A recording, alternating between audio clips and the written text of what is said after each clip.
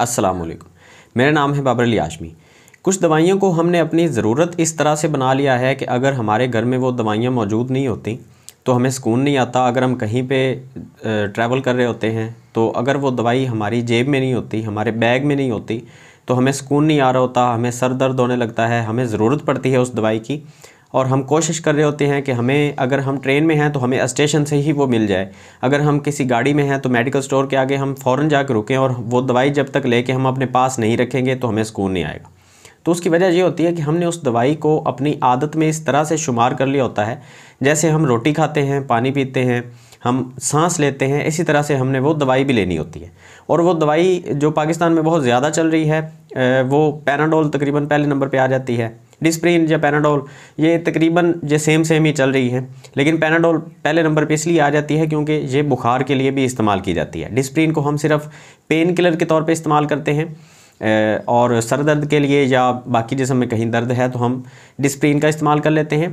Paracetamol या Panadol आप कह लें, एक ही चीज़ है। मतलब पैरासीटामोल उसका फार्मूला है और पैनाडोल उसका नाम है जो हमें गोलियां बाज़ार में देखने को मिलती हैं।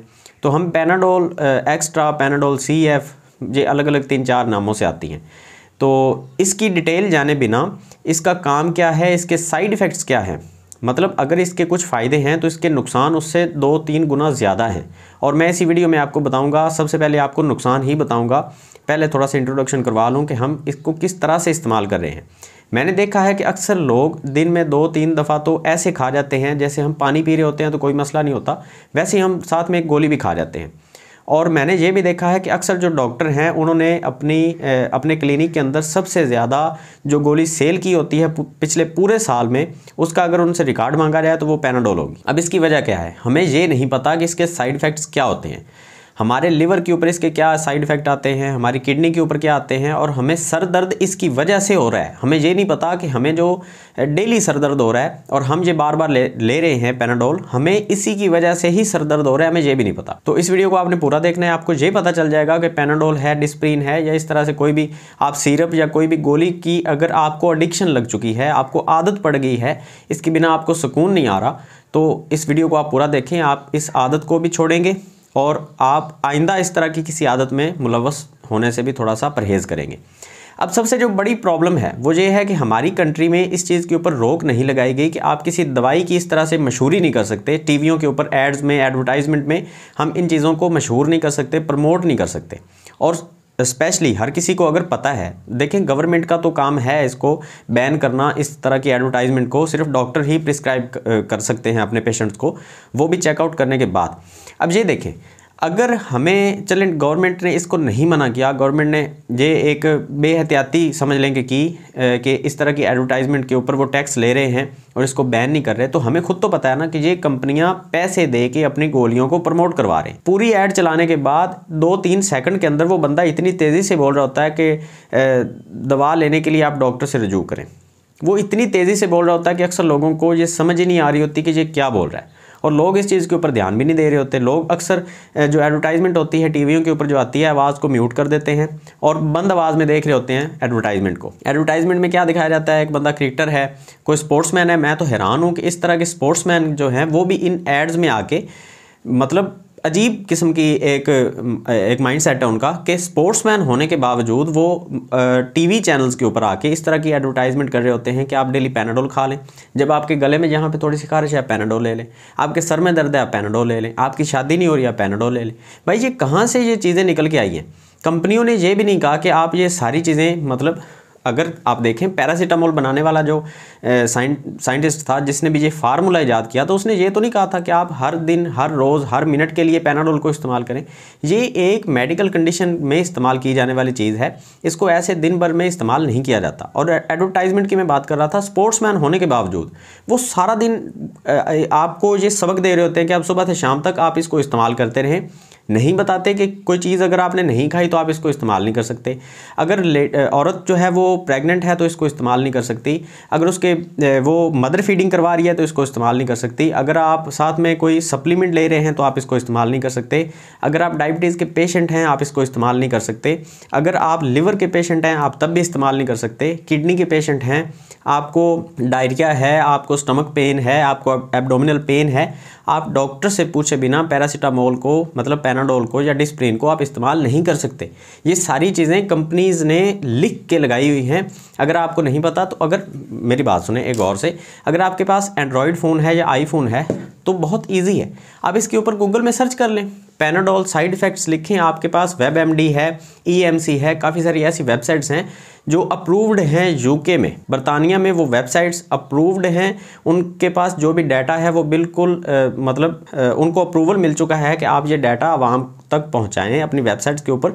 लेकिन वो मुसीबत ये है कि वो इंग्लिश में होता है, अक्सर लोगों को इंग्लिश नहीं आ रही होती तो वो कहते हैं कि भाई बस खा जाएं गोलियां। ऐसे नहीं होता। जब भी आप इस तरह की कोई भी चीज़ इस्तेमाल कर रहे होते हैं उसके बारे में पूरा नॉलेज होना ज़रूरी होता है। अगर कोई प्रेग्नेंट औरत इसको इस्तेमाल करना शुरू कर देती है तो उसके बच्चे के दिमाग के ऊपर इतने बुरे असरात पड़ते हैं कि उसके पागल होने का खतरा है। अगर कोई औरत मदर फीडिंग करवा रही है तो उसके बच्चे के लीवर का डैमेज होने का खतरा है अगर वो पैनाडोल डेली के बेस पे खा रही है।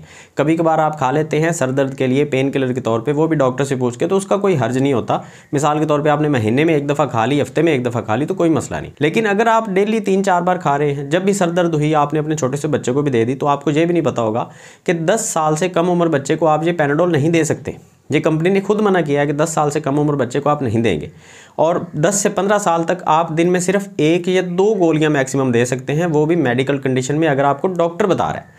और 15 से लेके फिर आगे जितनी भी उम्र है आपकी, आप दिन में 4 बार भी इस्तेमाल कर सकते हैं, ये कंपनी कहती है। लेकिन ऐसे नहीं कि जब आपका दिल किया आपने खा ली, उससे पहले आपने क्या खाना है, उसके साथ आप कौन सी मेडिसिन ले रहे हैं, कोई सप्लीमेंट ले रहे हैं कि नहीं ले रहे, आपके पास वो मेडिकल रिपोर्ट्स हैं जिनकी बेस पे इस गोली को बताया जाता है। ये सस्ती है तो इसका मतलब ये नहीं कि आप इसको लेना शुरू कर दें, इसके बहुत बुरे साइड इफेक्ट हैं। फिर लोग चाय के साथ इसको इस्तेमाल कर रहे होते हैं, चाय में मीठा होता है, मीठे के साथ वो समझते हैं कि गोलियाँ ज़्यादा असर करती हैं। अक्सर ये फूड पॉइजनिंग के क्राइटेरिया, फूड पॉइजनिंग की कैटेगरी में आ जाता है, और आपके स्टमक में इतनी ज़्यादा जहर भर जाती है इस टैबलेट के खाने से कि आपकी मौत वाक़या हो सकती है। ये बहुत अजीब लगेगा आपको सुनने में, क्योंकि आपके इर्द गिर्द अक्सर लोग खा रहे हैं। एक छोटी सी मैं आपको स्टोरी सुनाता हूँ। हमारे गांव में एक बंदा था, उसने राइजक कैप्सूल खाना शुरू कर दिया। मैंने एक दफ़ा उसे देखा तो मैंने कहा कि भाई आप राइजक कैप्सूल जो है वो 3-3 4-4 आप एक साथ खा जाते हैं, क्या मसला है, आपको किसने बताया?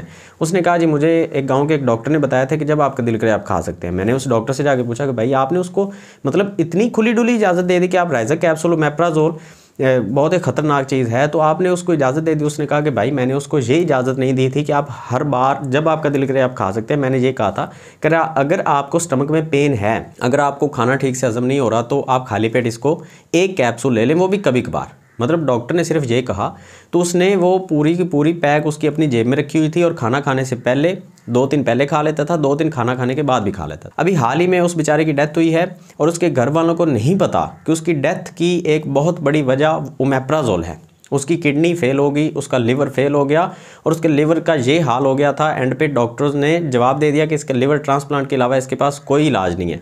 और लिवर ट्रांसप्लांट पे तकरीबन 25 से 30 लाख रुपए खर्चा आ रहा था, जो कि वो अफोर्ड नहीं करते थे, और हाल ही में उसकी डेथ हो गई। ये मैं आपको इसलिए बताना चाह रहा था। देखिए हमारी फैमिलीज़ को अक्सर ये पता भी नहीं होता कि हमें जो प्रॉब्लम हो रही है वो एक्चुअली हमारी अपने हाथों से की हुई गलती की वजह से हो रही है।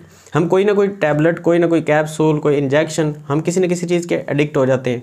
हम उसको खाना शुरू कर देते हैं, हमें पता भी नहीं होता कि इसका इस्तेमाल कैसे करना है, कितनी डोजेज रखनी है, हम इसके साथ कौन सी मेडिसिन इस्तेमाल कर सकते हैं, हमें कुछ भी नहीं पता। और इसके साइड इफ़ेक्ट की बात करें तो मैं आपको बताता हूँ, जहाँ पर एक लंबी लिस्ट है। आपको पेट में दर्द हो सकती है, आपकी आंखों की बिनाई जा सकती है, आपके सर दर्द में इजाफा हो सकता है, आपको माइग्रेन हो सकता है। ये इसके साइड इफ़ेक्ट की एक बहुत बड़ी लिस्ट है। मैं जहाँ पे एक छोटा सा मैं स्क्रीनशॉट लगा दूंगा, आप देख लें।